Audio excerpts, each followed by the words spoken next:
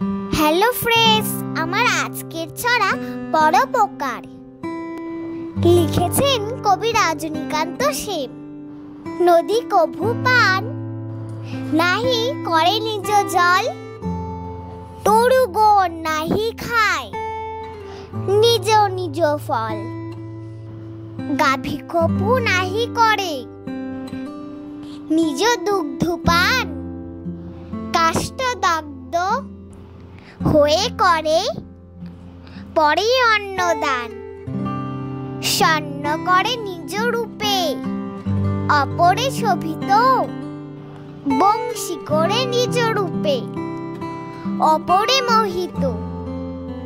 শস্য জন্মাইয়া নাহি খায় জল ধরে, সাধুর ওই সহ্য শুধু পরহিত তরে।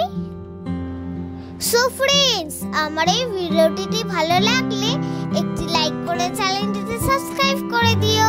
Thanks for watching.